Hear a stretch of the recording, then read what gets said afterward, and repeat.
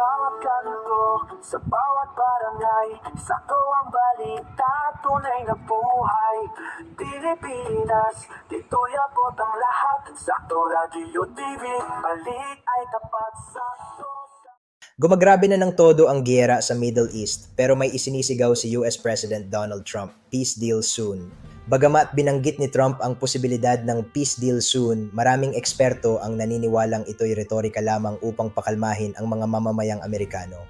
Inaakusahan kasi siyang naghahari-harian at milyong-milyong tao sa daigdig ang nakakaranas ng negatibong epekto ng pagwasak ng maayos na daloy na ekonomiya. Patuloy na opensiba, ang United States at Israel ay nagsasagawa ng airstrikes laban sa mga pasilidad ng enerhiya ng Iran at mga posisyon ng Hezbollah sa Lebanon. Ang Iran ay gumaganti sa pamamagitan ng missile strikes laban sa Israel at mga kaalyado ng Amerika sa Gulpo. Sa Strait of Hormuz, nanatiling nakasara at ayon sa ulat, Iran ay naniningil ng bayad sa mga barkong dumaraan gamit ang Chinese yuan. Ipinahayag niya na may productive talks at posibleng peace deal soon. May back-channel talks, may palitan ng mensahe sa pagitan ng US at Iran sa pamamagitan ng Egypt, Turkey at Pakistan. Pero maraming analista ang nagsasabing ang pahayag ay retorika lamang upang pakalmahin ang mga Amerikano na pagod na sa digmaan. Patuloy na tumataas ang presyo ng petrolyo dahil sa blockade sa Strait of Hormuz. Bumagsak ang halaga ng mga stocks sa US at iba pang bansa. Ang digmaan ay nagdudulot ng malawakang kaguluhan sa pandaigdigang ekonomiya. Sa kabila ng mga pahayag ni Trump, walang nakikitang konkretong kasunduan. Ang peace deal soon ay nakikitang pampulitikang mensahe upang mapanatili ang suporta ng mga mamamayan sa United States kung saan nagsasawa ng malawakang protesta kontra sa giyera kontra Iran. Patuloy ang labanan, tumataas ang presyo ng langis at nananatiling hindi tiyak ang kapayapaan. Manatiling nakasubaybay sa ating mga ulat na unang matutunghayan sa Sakto Subscription Hub, saktoradiotv.com website at iba pa nating social media platforms. Scan QR code, click subscribe.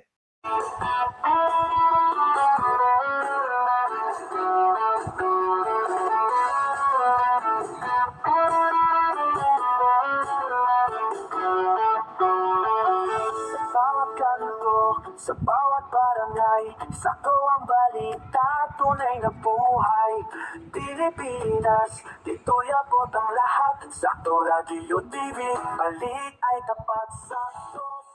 Pasan-pasan ng Pilipinas ang matinding epekto ng kaguluhan sa gitnang silangan. Bumagsak ang piso sa bagong record na 60 pesos and 69 cents kada US dollar, sumirit ang presyo ng diesel hanggang 122 pesos kada litro at bumagsak ang Philippine Stock Exchange Index. Ang pagbaba ng piso ay dulot ng matinding panlabas na presyur at paglakas ng dolyar sa gitna ng pandaigdigang kawalan ng katiyakan. Nagbabala ang Bangko Sentral ng Pilipinas na maaaring lumampas sa 4% ang inflation, ngunit pinili nitong panatilihin ang kasalukuyang interest rate upang hindi masakal ang pagbangon ng ekonomiya. Simula Martes, tataas ang presyo ng diesel ng 12 pesos and 50 cents kada litro, ang ika-14 na sunod-sunod na lingguhang pagtaas. Sa Metro Manila, ang presyo ay nasa pagitan ng 117 pesos hanggang 122 pesos kada litro na nagpapahirap sa mga trooper at consumer. Ang patuloy na blockade sa Strait of Hormuz ang pangunahing sanhi ng kakulangan sa supply ng langis. Bumaba ang PSAE dahil sa kombinasyon ng mahinang piso at mataas na presyo ng langis. Pinakaapektado ang sektor ng enerhiya at pinansyal, habang bumagsak din ang retail at property stocks dahil sa pangamba sa inflation. Naging manipis ang trading volume dahil sa pag-iingat ng mga mamumuhunan. Ang Pilipinas ay humaharap sa triple economic shock, bumagsak ang piso, sumirit ang presyo ng diesel at nalugmok ang stock exchange. Hanggang hindi natatapos ang digmaan sa gitnang silangan at hindi nagiging matatag ang supply ng enerhiya, mananatiling mabigat ang pasanin sa mga Pilipino. Manatiling nakasubaybay sa ating mga ulat na unang matutunghayan sa Sakto Subscription Hub, saktoradiotv.com website at iba pa nating social media platforms. Scan QR code, click subscribe.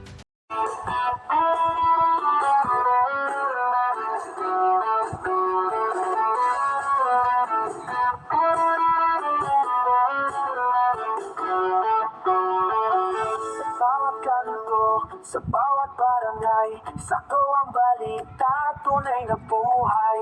Pilipinas, dito'y abot ang lahat. Sakto Radio TV, balik ay tapat. Sakto. Teka, makitsika muna tayo sa ating sakto showbiz break. Naintriga ang madlang people sa sunod-sunod na pagliban ni Vice Ganda sa noontime show na It's Showtime. May sumisigaw sa row 4, bakit nawawala si Vice? Dahil dito, kabi-kabila ang espekulasyon tungkol sa tunay na dahilan ng unkabogable star. May ilang netizens ang nagtanong kung may pinagdaraanan ba ang ito, habang ang iba naman ay nagbato ng issue na baka may tampo umano ito sa network. Lalo pang lumakas ang usap-usapan dahil kapansin-pansin umano ang kulang na saya sa It's Showtime kapag wala si Meme. Sanay kasi ang fans na uma-absent lang si Vice kapag may bakasyon, lokal man o abroad. Kaya naman nagtataka ang marami ng mamataan siyang dumalo sa birthday party ng Vicky Bello pero hindi pa rin bumabalik sa programa. Sa ngayon, tahimik lang si Meme Vice sa tunay na dahilan ng kanyang pag-absent. Ikaw? Ano ang hula-hula mo? Matutunghayan po ng mas maaga at detalyado ang ulat na ito sa Sakto Subscription Hub, saktoradiotv.com website at iba pang social media platforms. Pakiscan ang QR code, click subscribe. Maraming salamat po!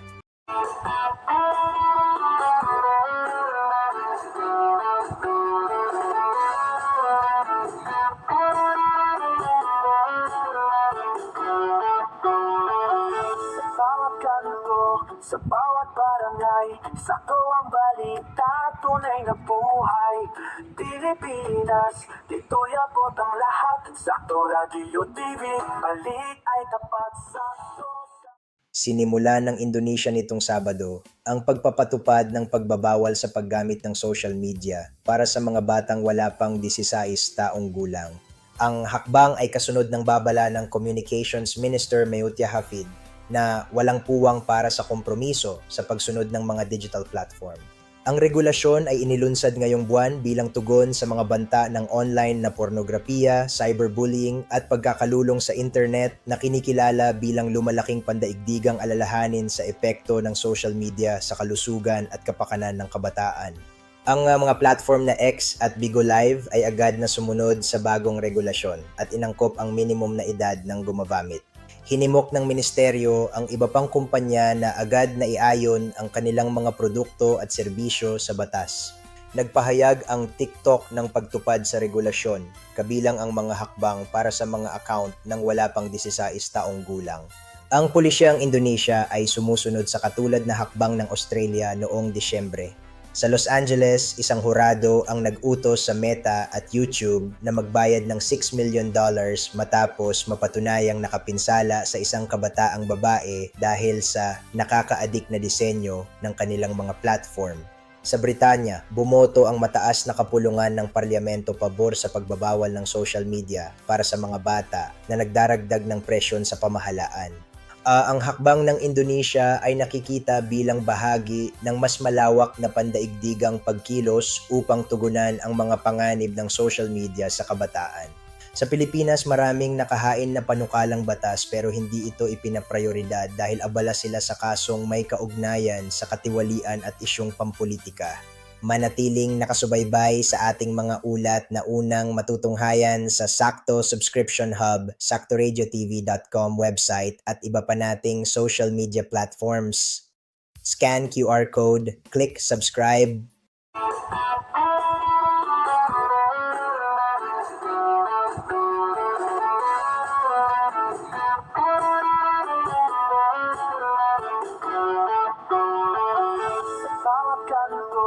Sa bawat barangay, sakto ang balita, tunay na buhay.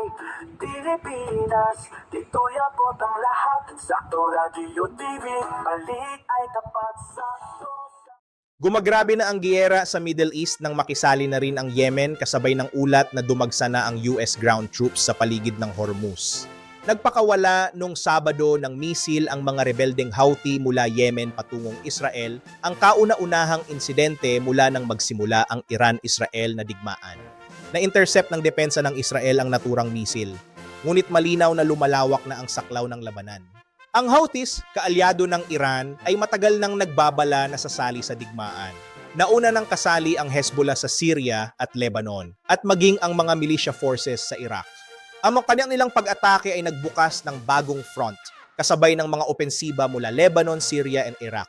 Kasabay nito, nagpadala ang US ng libo-libong Marines sa rehiyon bilang paghahanda sa sinasabing ground offensive na magpapalala sa sitwasyon. Sa Israel, mas lumalawak ang pressure sa depensa mula Hilaga hanggang Timog. Sa rehiyon, mas tumitindi ang panganib ng multi-front war na maaaring magdulot ng destabilization sa gitnang silangan dahil binobomba ng Iran ang mga base military ng Amerika. Sa mundo, posibleng maapektuhan ang pandaigdigang kalakalan lalo na sa Bab el-Mandeb Strait. Ang pagpasok ng Yemen sa digmaan ay nagpapakita ng mas malalim na impluensya ng Iran at mas malawak na panganib ng regional escalation. Manatiling nakasubaybay sa ating mga ulat na unang matutunghayan sa Sakto Subscription Hub, saktoradiotv.com website at iba pa nating social media platforms. Scan QR code, click subscribe.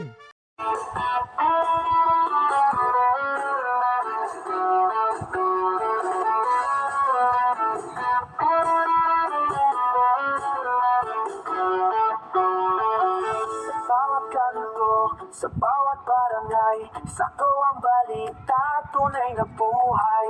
Pilipinas, dito'y abot ang lahat. Sakto Radio TV, balik ay tapat. Sakto.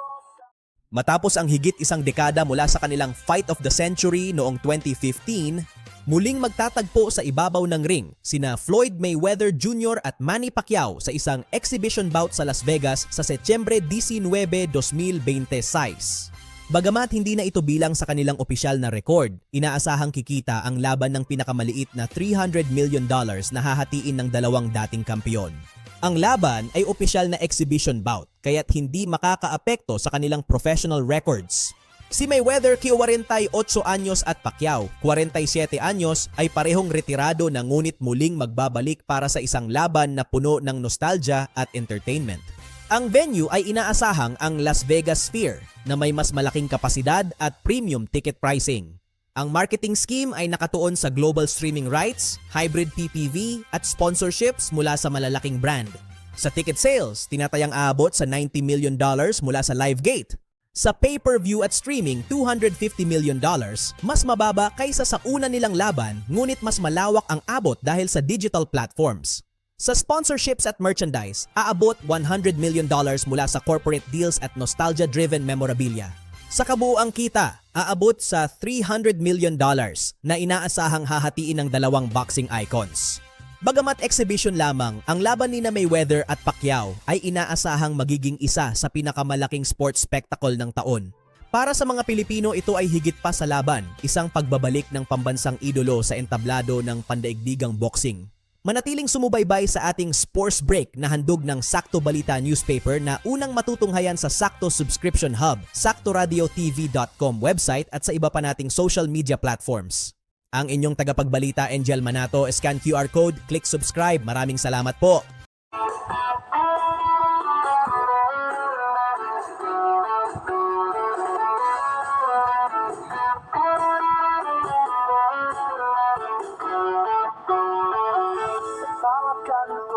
Sa bawat barangay, sakto ang balita, tunay na buhay.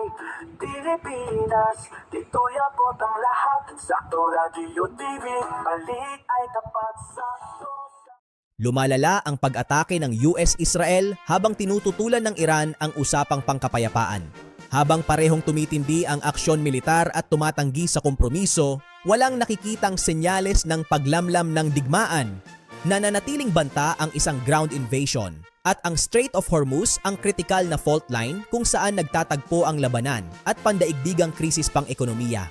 Nagpapalitan ng propaganda kontra propaganda kung saan binabanggit na may libo-libo ng US troops sa paligid ng Strait of Hormuz samantalang ipinangalandakan ng Iran ang 1 milyong sundalong nag-aabang. Binomba ng Israel ang iba't ibang lungsod sa Iran kabilang ang Kabisera at gumanti naman ang Tehran sa pamamagitan ng mga misil laban sa Israel at mga base ng US. Sa kabila ng ulat ng Washington tungkol sa isang 15 punto na panukalang pangkapayapaan, mariing itinanggi ng pamunuan ng Iran ang anumang negosasyon. Tinamaan ng mga airstrike ang Tehran, Isfahan, Shiraz, Bandar Abbas at Mashhad na nagdulot ng malawakang pinsala at brownout. Ganti ng Iran, nagpakawala ng mga misil patungong Tel Aviv, Kiryat Shmona at mga base ng US sa Kuwait, Jordan at Bahrain. Sumabog ang ilang bahagi ng Timog Beirut dahil sa pambobomba ng Israel, palatandaan ng lumalawak na digmaan. Ipinahayag ni Pangulong Donald Trump na panalo na tayo at sinabing nagbigay ng konsesyon ang Iran sa Strait of Hormuz, bagay na itinanggi ng Tehran. Nag-alok ang Pakistan na mag-host ng usapang pangkapayapaan ngunit wala pang malinaw na progreso. Nanatiling pinakamapanganib na choke point ang Strait of Hormuz. Kumpirmado ng Pentagon na may 12 naval mines na natuklasan. Habang nakadeploy na ang mga tropa ng airborne sa Gulf, iginiit ng Iran ang kanilang likas at legal na karapatan na kontrolin ang Hormuz. Iniulat ng Al Jazeera na nagdulot ang digmaan ng pinakamalalang pagkagambala sa pandaigdigang kalakalan sa loob ng 80 taon. Matutunghayan po ang ulat na ito sa Sakto Subscription Hub at saktoradiotv.com website. Pakiscan ang QR code, click subscribe. Maraming salamat po!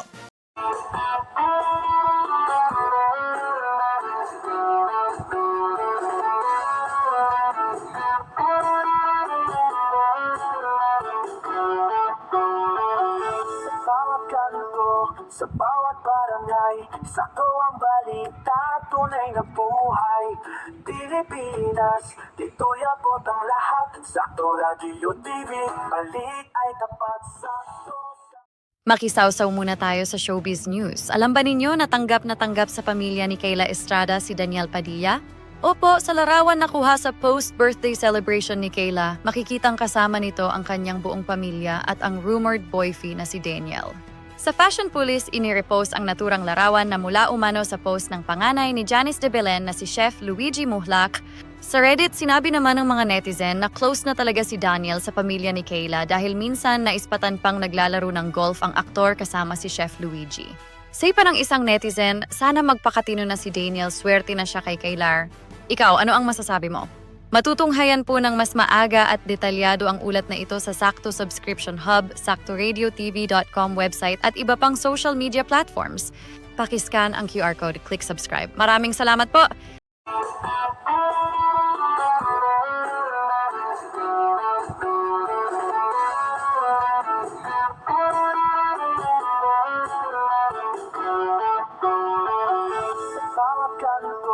Sa bawat barangay, sakto ang balita, tunay na buhay.